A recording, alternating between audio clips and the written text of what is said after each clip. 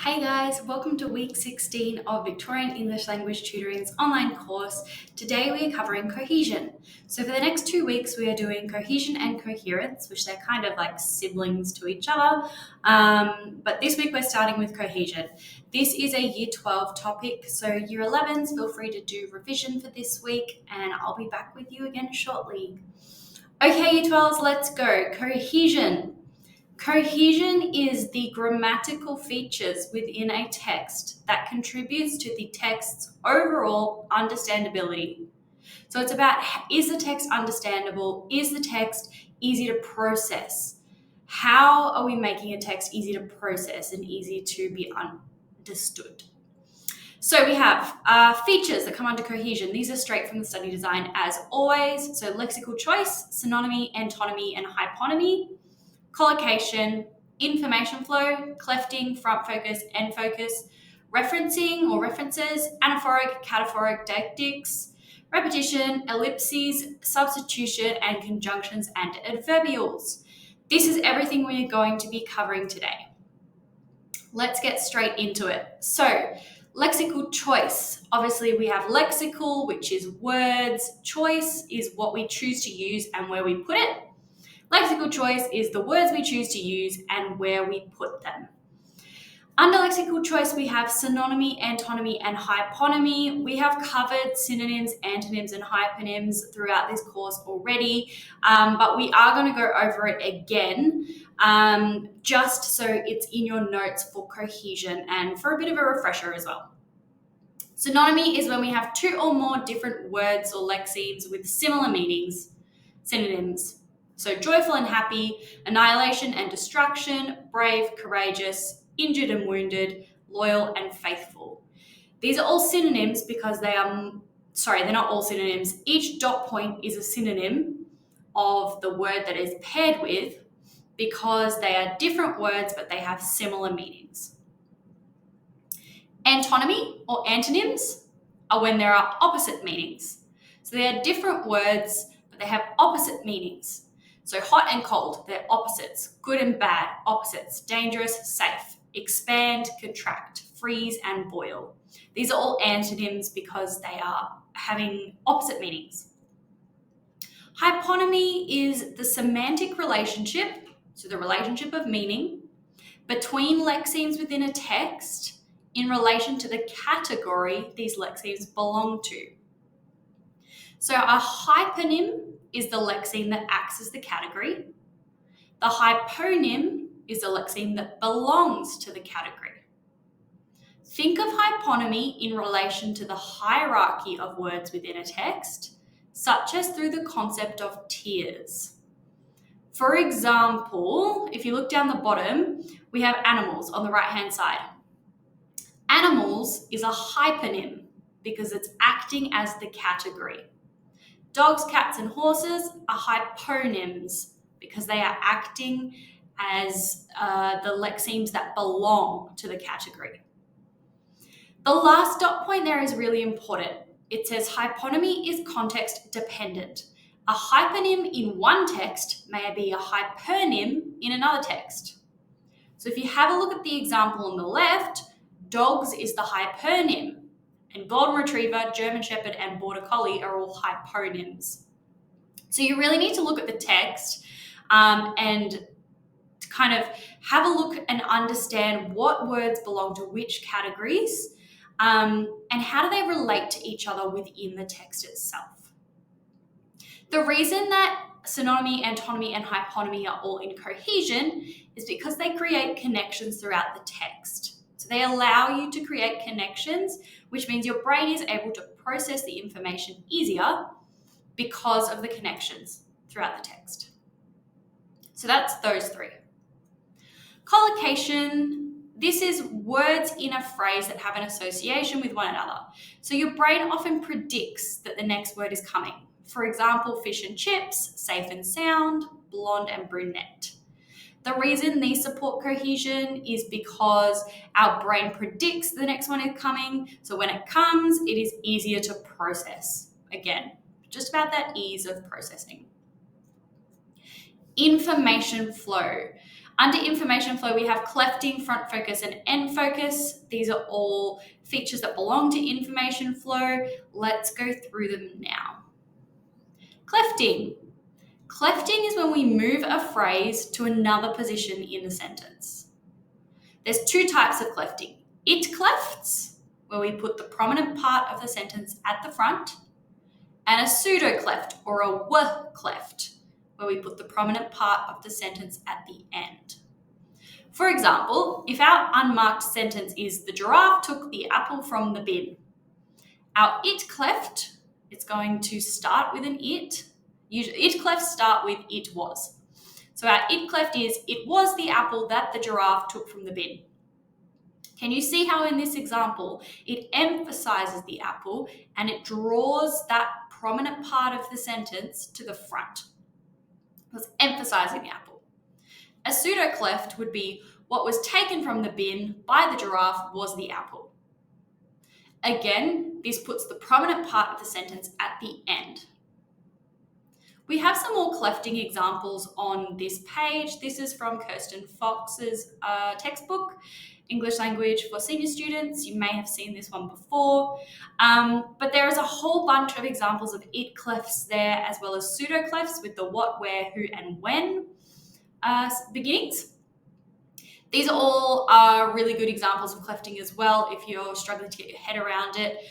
Do let me know if you want some more examples or activities to practice identifying clefting. So that's clefting. The next thing we need to do in information flow is front focus. Moving a phrase out of its usual position and putting it at the front of the sentence. This highlights the element in the front, giving it prominence.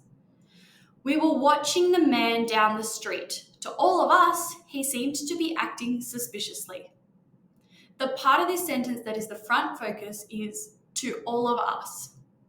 Usually we would say he seemed to be acting suspiciously to all of us. But in this example, we've taken the phrase to all of us and we've moved it to the front of the sentence in order to emphasize it as the most important part of the sentence.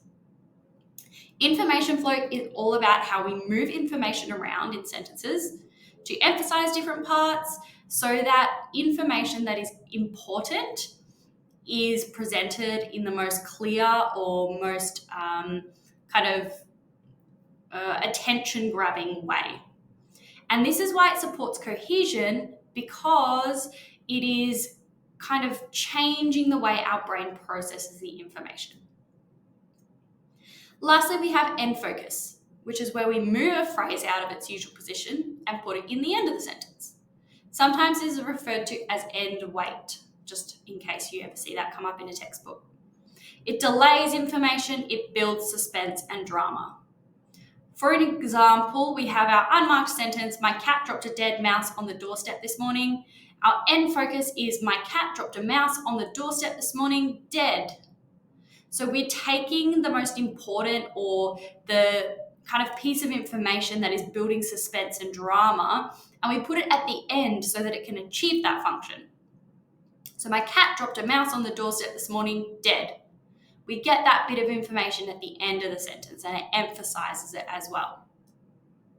So that's everything for information flow. Clefting, front focus, and end focus comes under information flow. Next, we have references. Anaphoric references, cataphoric references, and deictic references. Anaphoric reference is a form of substitution where the referent comes first and the anaphor comes second. So our referent is usually a proper noun or the name of a person or a place. Our anaphor is usually a pronoun. So for example, Lily loves bananas, she eats them every day. Lily is the referent and she is the anaphor. So the anaphoric reference is she. Instead of saying Lily loves bananas, Lily eats them every day, we say Lily loves bananas, she eats them every day. The she is the anaphoric reference because we are substituting the proper noun Lily for the pronoun she. When you're analysing this in terms of cohesion, you can say it reduces lexical density. It also reduces repetition. So it makes the text easier to digest, easier to process, because it's not so clunky. Similarly, we have cataphoric references, which are a form of substitution where the cataphor comes first and the referent comes second. For example, she is a really good dancer. Rachel has been doing ballet since she was 3. So in this example, we have the pronoun first and the proper noun second. So it's a cataphoric reference. A deictic reference is a form of substitution relying on contextual information to determine the referent. So that means that if you are in that scenario or in that context, you will understand what's happening. If you just read it written on a piece of paper, you won't understand what's happening or you won't get the full picture. For example, the hairbrush is over there, points to the bathroom bench. If you are in that situation, you will know where the hairbrush is. If I write on a piece of paper, the hairbrush is over there, and then I pass it to you and you read it, you're still not going to know where the hairbrush is. That's because you're not in the context and you're not seeing the other kind of features that are at play in terms of pointing, body gestures, facial expressions, other ways of communicating. So it's a deictic reference. Repetition. Repeated lexemes, phrases, or sentences throughout a discourse. It reinforces a topic and it can occur via synonyms. For example, Anthony Albanese went to Parliament today. The PM delivered a press conference. Albanese will speak on Channel 9 News tonight. Even though we have different words or different phrases in this example, so we have Anthony Albanese, we have the PM, and we have Albanese. These 3 examples are still considered repetition. So that's what the third dot point means. Repetition can occur via synonyms. Even if they're synonyms, it's still repetition. Second example, gymnastics is my life. In gymnastics, we do flips, leaps, and turns. I go to gymnastics on the weekend and each day after school. In this example, obviously the repetition is gymnastics, and that's a much more common kind of way that you would be able to identify it when literally the same word is being repeated. This supports cohesion by reinforcing the main idea of the text and also creating connections throughout the text. Ellipses occurs when lexemes or phrases are omitted from a clause or sentence. Lexemes may be omitted when they are implied by the context. It supports cohesion by reducing lexical density, so reducing the amount of words in a text, and helps with the flow of the utterance. For example, Stella ate the oranges and the apples. So we are removing Stella ate. Instead of saying Stella ate the oranges and Stella ate the apples, we just say Stella ate the oranges and the apples. We're removing Stella ate. That's an example of ellipses. For example, another one, interlocutor A, can you pass the hairbrush? Interlocutor B, here. We don't have to say here is the hairbrush because we know from the context that what I am currently passing is the hairbrush. It's ellipses when we get rid of things. Substitution is when one part of a sentence is replaced with something else. I love cats. I have 3 of them. Them instead of cats. This is also an anaphoric reference. I like pie. I bet you do too. Do instead of like pie. So I like pie. I bet you like pie too. Will it be sunny tomorrow? I hope so. Instead of I hope it will be sunny tomorrow. So substitution, we're just substituting one part of a sentence and replacing it with something else. Sometimes these do overlap with, say, anaphoric, cataphoric referencing. That's okay. Identify it as best you can. You can say that it's substitution in the form of anaphoric referencing. You can just say it's anaphoric referencing. Be as specific as possible, but don't stress if you're finding it tricky to differentiate between the two. As always, shoot me an email if you need some extra help on this one. Conjunctions and adverbials. Our conjunctions are our joining words. We covered this way back when we did lexicology with word classes. So we have our coordinating conjunctions, fanboys, and our subordinating conjunctions. Adverbials tie ideas together and structure them in a meaningful way. They have the purposes of providing additional information, contrasting ideas or statements, providing a link between causes and effects, placing information in appropriate sequences. So the example for adverbials, I'm going to school in the morning. In the morning is our adverbial. In the morning is a prepositional phrase. And the reason this is an adverbial is because it gives extra information. So it makes sense to just say I'm going to school. But if we say I'm going to school in the morning, it gives extra information about when am I going to school.